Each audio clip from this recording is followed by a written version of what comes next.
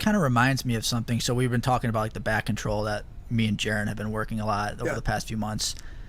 And so I watched the Gordon Ryan back control DVD, and it's really good.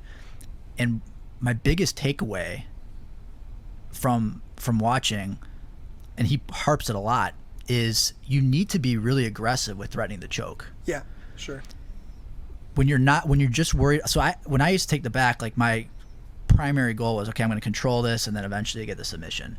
But it's actually kind of backwards, because when you try to control, it's counterintuitive, but like it's hard to control because there's no threat of a submission. So they can use their hands in ways to get an escape. Mm-hmm.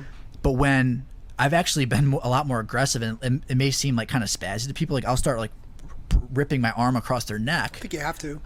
Yeah.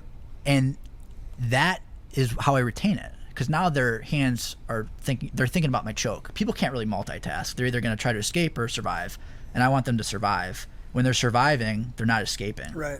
And that was a huge shift for me. Like that, for some reason, I have like this like OCD mind where I'm like, I want to control this. I want to like master the control. Yeah. But like the control is also the threat of the submission. You have to; those two cannot be like disconnected.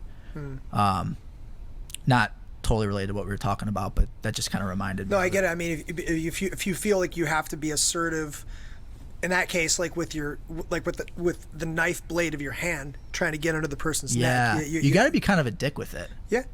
And I think that's good technique. It's not. No. It's not. I try not to choke over people's jaws in training, but if I competed, then I think it would be fair game. And actually, if you do it, it's actually a choke a lot of times, even over the chin. It'll slip under. It hurts there. the jaw, but it also can be a choke. But you have to think about like.